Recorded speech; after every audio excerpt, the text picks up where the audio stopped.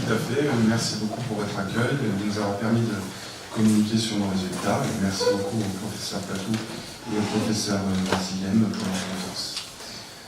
Aujourd'hui, je vais vous parler des résultats de l'allogreffe d'îlot à 10 ans. C'est un programme qui a commencé en 1993 sur la recherche et qui a commencé à greffer des patients à partir de 2003. Alors, tout d'abord, qu'est-ce que l'allogreffe d'îlot? L'allogreffe d'îlot, c'est une thérapie cellulaire du diabète. Une thérapie cellulaire du diabète qui consiste donc à injecter des cellules qui sont des cellules endocrines qui fabriquent de l'insuline à des patients qui sont diabétiques de type 1 et qui n'ont plus de sécrétion d'insuline, des patients particuliers qui ont des problèmes particuliers vis-à-vis de leur diabète. Donc c'est une grande chaîne du prélèvement d'organes qui commence donc par un pancréas qui est prélevé chez un donneur en mort encéphalique. Ce pancréas contient 2 à 3% de cellules qui vont fabriquer de l'insuline, 2 à 3% d'îlot, et l'essentiel de cette glande pancréatique est constitué de tissu exocrine. Et donc un premier processus d'isolement des îlots, qui est un processus chimique enzymatique et mécanique, qui va permettre de séparer le contenu exocrine du contenu endocrine, puis un processus de purification qui va permettre, donc, son nom l'indique, de purifier ces cellules pour pouvoir être injectées dans la vascularisation portale, et ces cellules vont venir se greffer dans les capillaires sinusoïdes du foie, comme des métastases, et chez un receveur, et pour permettre de resécréter de l'insuline chez ces patients qui n'en fabriquaient plus de manière endogène. Il y a deux voies de transplantation. La transplantation chirurgicale. La transplantation chirurgicale qui vise à utiliser une voie transmésentérique. C'est un abord de la paroi abdominale au niveau de l'incision de McBurney, comme pour l'appendicite, qui va venir chercher une veine distale sur la dernière anse iliale, et cette veine va être cathétérisée. On va donc monter un cathéter qui va venir vers la confluence, vers la bifurcation portale, et ce cathéter, après contrôle fluoroscopique, après contrôle radioscopique, va pouvoir injecter les îlots dans la circulation portale. Il y a une autre voie qui est décrite, qu'on a aussi utilisée à Lille, qui est la voie transhépatique percutanée. C'est une ponction, ici on ne voit pas bien, mais une ponction d'une veine distale portale qui va revenir aussi dans la bifurcation portale et va permettre de pouvoir injecter cette préparation d'îlots de l'ambulance. Je vais vous parler des 3 essais cliniques qui ont eu entre 2003 et 2012 à Lille et des résultats de ces essais cliniques. Ils s'adressent à 2 types de patients diabétiques de type 1, donc ce qu'on appelle les islet transplantation alone, c'est la transplantation d'îlots seuls, qui s'adresse donc à des diabétiques de type 1 qui sont déséquilibrés d'un point de vue hypoglycémique. Ce sont des patients qui font des hypoglycémies sévères non ressenties. Il y a eu 2 protocoles, ce sont des injections multiples, donc c'est 2 à 3 injections par patient, et donc cette injection d'îlot se fait avec des anticoagulants. Il y a un protocole avec l'héparine, un protocole avec l'antithrombine 3. Ça représente 14 plus 5 patients, 19 patients. Le deuxième essai concerne un autre type de patients. Ce sont des patients islet after kidney transplantation, donc ces patients UAK sont des diabétiques de type 1, déséquilibrés sur le plan hyperglycémique cette fois-ci, et qui sont en insuffisance rénale terminale, et pour laquelle une greffe de pancréas après ou en même temps que la greffe d'îlot, en même temps que la greffe de rein, ne peut pas être réalisée pour des raisons médicales, des contre-indications médicales ou chirurgicales. Et donc ces patients ont bénéficié d'une greffe d'îlot après greffe de rein, 14 patients entre 2003 et 2012. Concrètement, qu'est-ce que c'est une préparation d'îlot? Donc, comme c'est une injection dans la veine porte, on ne peut pas multiplier les injections au risque d'entraîner des thromboses, parce que ce sont des cellules qui sont injectées dans la veine porte. Et donc, il faut un taux suffisant, un seuil suffisant d'îlot pour pouvoir être injecté. Donc, tous les isolements ne permettent pas de donner une greffe. Mais quand l'isolement est suffisant, c'est-à-dire 4000 îlots équivalents,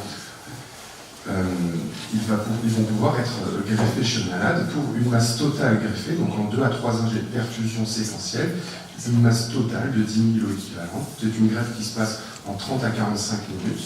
Il y a un monitoring permanent de la pression portale. Et donc, sous couvert d'une anticoagulation, selon le protocole héparine ou antithrombine 3, les images que vous voyez, ça c'est une préparation d'îlots purifiés. Donc, ce que vous voyez en rouge, ce sont les îlots. Les îlots, c'est ni la demi cellules endocrines, ce sont les cellules bêta, les cellules alpha.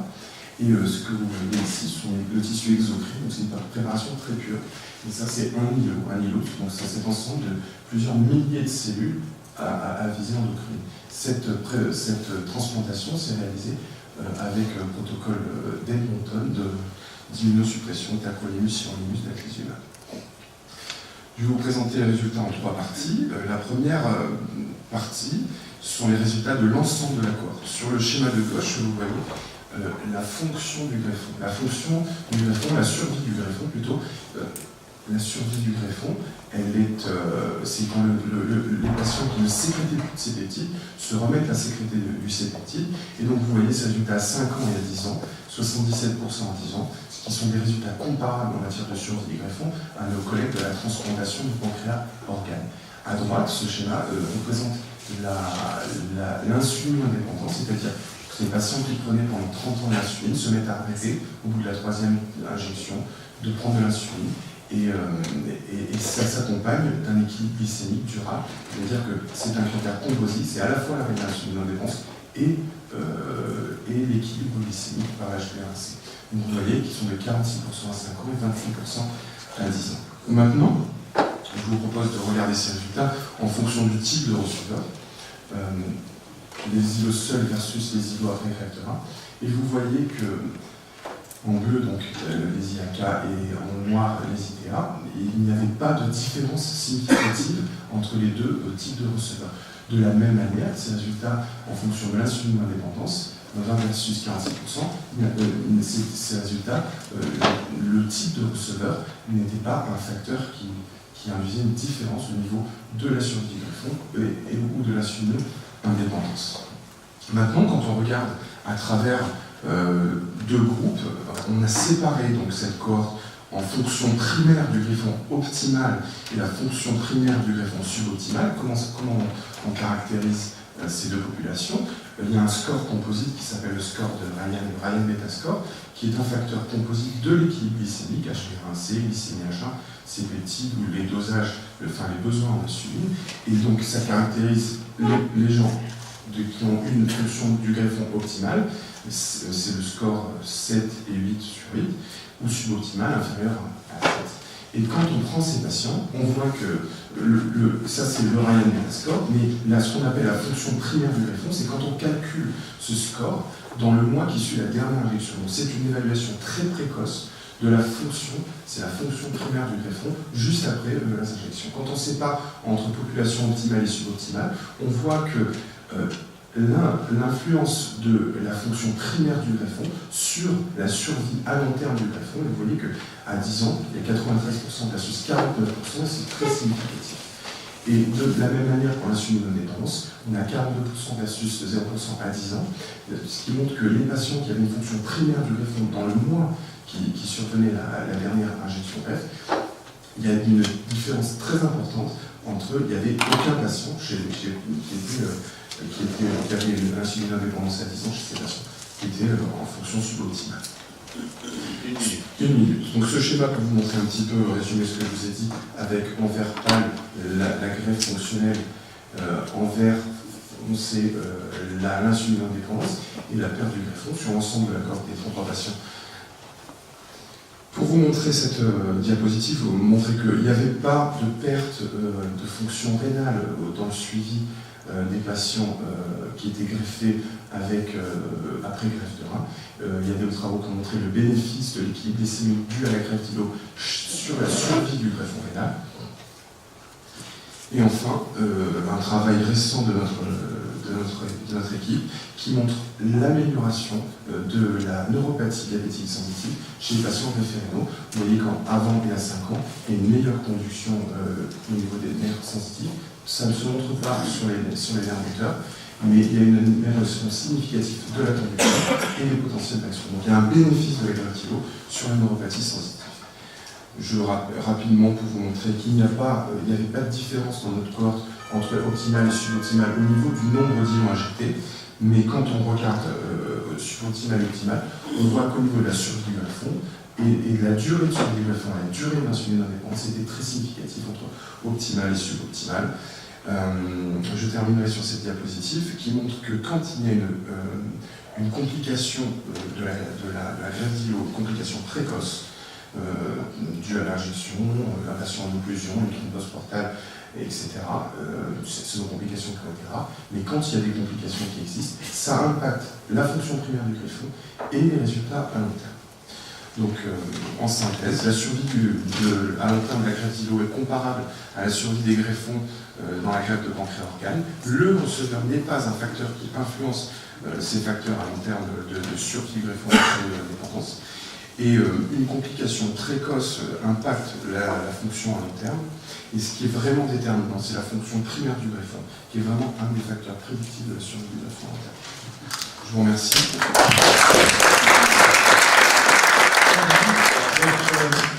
La discussion est ouverte. Qui veut prendre la parole? En attendant, on peut dire que c'est un travail quand même de collaboration, de réseau de l'ensemble du territoire, un grand nombre de centres de prélèvement qui envoient à le pancréas. Tout à fait. Je vais le rappeler. Tout à fait. Xavier Martin, une question. Oui, très bel exposé. Est-ce que vous avez avancé dans la détermination justement des facteurs prédictifs de greffons qui fonctionnent de façon optimale? Parce qu'on a vu que ce n'était pas le nombre d'îlots qui est injecté, mais est-ce que vous avez pu déterminer quelques facteurs? Parce que c'est ça qui serait intéressant. C'est la grande question. C'est la grande question. On travaille sur les caractéristiques des donneurs, notamment. Le problème de la greffe d'îlot, c'est que comme c'est une greffe multi-greffon, si vous voulez, ce qui complexifie un petit peu le procédé, il y a des facteurs qui se confondent avec l'impact de chaque donneur.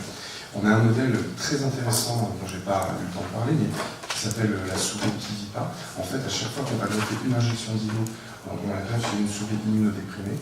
Et ce modèle-là, il a montré qu'il y a vraiment une correspondance entre la sécrétion du C-peptide chez la souris et la sécrétion du C-peptide lors de la première greffe d'îlot.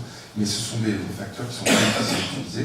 Actuellement, le BMI du donneur a une influence, mais on est en train de voir sur la surface corporelle du donneur qui est une des pistes importantes. Mais c'est vraiment quelque chose de compliqué, bien sûr. Une petite question, Alexandre. Alexandre, vous passez Monsieur Bernard, vous voulez faire un commentaire? J'ai juste Vas-y, après. Moi, juste une question qui est peut-être un peu en dehors du scope, mais est-ce que vous avez l'expérience de la transplantation, voire même autotransplantation, mais après pancréatectomie, ou dans les pancréatites chroniques? Alors, dans les pancréatites chroniques, non.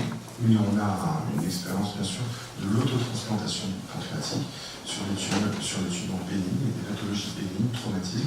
Et donc, on a fait des travaux très intéressants dans l'autogreffe intramusculaire. On a montré la survie du greffon intramusculaire. Il y a un PHRC, justement, qui est ouvert depuis 2010, si je ne dis pas de bêtises, avec actuellement 9 patients qui ont été inclus. Et on pratique donc, de l'autogreffe intramusculaire. Et je pense que dans les années, en France, il y a peu de gens qui font sur la pancréatite chronique. Aux États-Unis, énormément de transplantation chez les pancréatites chroniques. Professeur Dubernard. Nous, on a commencé les greffes de pancréas en injectant du paille en irradiant le tissu, des tubes et des parenchymes exocrines. Et l'objectif, c'était de faire des greffes d'îlot vascularisées. D'accord? J'ai l'impression qu'actuellement, c'est en train de revenir parce que le principal problème, c'est celui de la vascularisation. Donc je pense que c'est quand même quelque chose qu'il faut qu'on garde à l'esprit pour relancer les choses. Je sais pas, vous aviez été bébé à l'époque, mais l'italienne avait vécu 23 ans. L'âge de Xavier. Merci Max. Merci beaucoup.